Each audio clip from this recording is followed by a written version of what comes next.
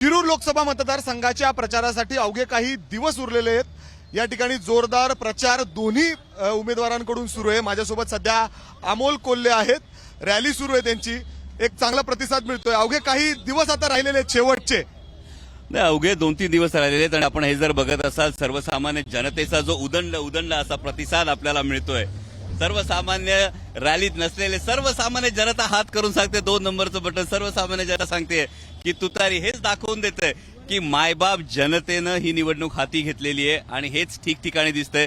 जुन्नर असेल, आंबेगाव असेल, कालही शिरूरमध्ये अति विराट अशी सभा आदरणीय पवार साहेबांची पार पडली। त्याच पद्धतीनं भोसरी असेल, सगळीकडे मायबाप जनतेने निवडणूक हाती घेतली। पण आपण बघतोय की अजित पवारांनी देखील त्यांची ताकद पूर्णपणाला लावली आहे शिरूर लोकसभेसाठी। आपण सातत्याने प्रचार त्यांच्या सभा बघतोय। काल बी बघितलं तर रेकॉर्ड ब्रेकिंग सभा आहेत अजितदादांच्या तिथं। मला असं वाटतं की काल पैसे देऊन आणलेल्या लोकांचे इंटरव्ह्यूज कदाचित काही चॅनल्सकडून मिस झाले असतील आणि त्यामुळे ही जी परिस्थिती समोर येते की एखाद्या राष्ट्रीय पक्षाच्या अध्यक्षाला जर एवढा वेळ तळ ठोकून बसावं लागत असेल, इतक्या सगळ्या नेत्यांची मांदियाळी आणून बसावी लागत असेल, तर हीच गोष्ट दिसते की महायुतीचा पराभव हा थेट अटळ दिसतोय त्यांना आणि त्यामुळे इतक्या मोठ्या नेत्यांना इतका तळ ठोकून मतदारसंघात यावं लागतं। किती ताकदीचा उमेदवार समजता समोरच्याला तुम्ही? समोरचे उमेदवार हे डमी उमेदवार हे मी वारंवार सांगतोय, कारण आदरणीय दादांच्या मनात हे उमेदवार आधीपासून नव्हते।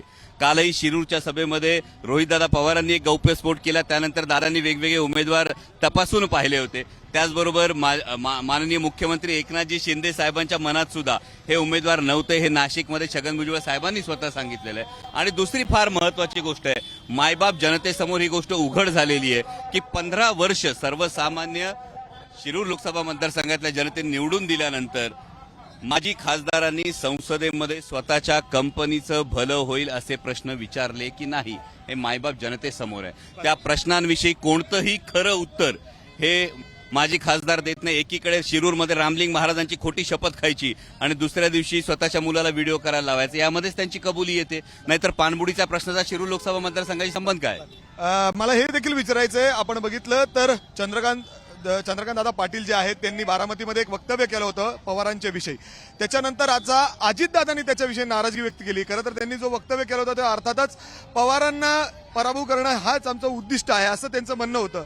अजितदादांनी आज सकाळी सांगितलं की ही स्टेटमेंट त्यांचं चुकीचं होतं, त्यांनी असं बोलायला नको होतं। आम्ही त्यानंतर त्यांना बारामतीमध्ये यायला नाही सांगितलंय, असं सगळं झालंय। मग आदरणीय दादा माननीय पंतप्रधानांनी पुण्यातल्या सभेत जे वक्तव्य केलं होतं त्या वक्तव्याशी सहमत आहेत का? आदरणीय शरदचंद्रजी पवार साहेब हा महाराष्ट्राचा आत्मा आहे, आत्मसन्मान आहेत आणि त्यांच्याविषयी माननीय पंतप्रधानांनी अस्वस्थ आत्मा, भटकती आत्मा हे जे विधान केलं होतं, याविषयी दादा काय म्हणतायत? याचंही दादांनी उत्तर देणं गरजेचं होतं, कारण त्यावेळी आदरणीय दादा स्टेजवर होते।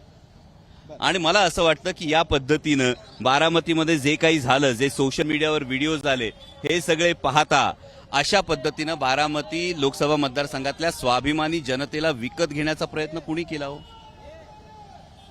ही विकासाची भाषा आहे का? आणि त्यामुळं पुढच्याच ठेस मागचा शहाणा शिरूर लोकसभा मतदारसंघातली जनता पूर्णपणे सजग आहे की छत्रपती शिवाजी महाराजांनी रयतेसर जे राज्य आणलं होतं, भारतरत्न डॉक्टर बाबासाहेब आंबेडकरांनी जे संविधान आणलं होतं, या तत्वांशी, या विचारांशी शिरूर लोकसभा मतदारसंघातली जनता गद्दारी करणार नाही। शेवटचा प्रश्न विचारतो, किती मताधिक्याने येईल असा तुम्हाला विश्वास वाटतो? हा जो सर्वसामान्य जनतेचा प्रतिसाद तुम्ही बघता आहात, हा पाहता मताधिक्य मी आता सांगणार नाही, पण 4 जूनला हा गुलाल 100% महाविकास आघाडीच्या प्रत्येक कार्यकर्त्याच्या। घोडा मैदान लांब नाहीये, अगदीच मतदान लवकरच होणार आहे आणि 4 तारखेला निकाल लागेल। मात्र जोरदार प्रचार सुरू आहे। शिरूरमध्ये काटेकी टक्कर या ठिकाणी पाहायला मिळते आणि दोन्ही उमेदवारांची जी संपूर्ण ताकद आहे त्यांनी या ठिकाणी लावली आहे। कॅमेरामॅन राजेश बिडकर, मी मिकी घई, एबीपी माझा, पुणे, शिरूर। एबीपी माझा, उघडा डोळे बघा नीट।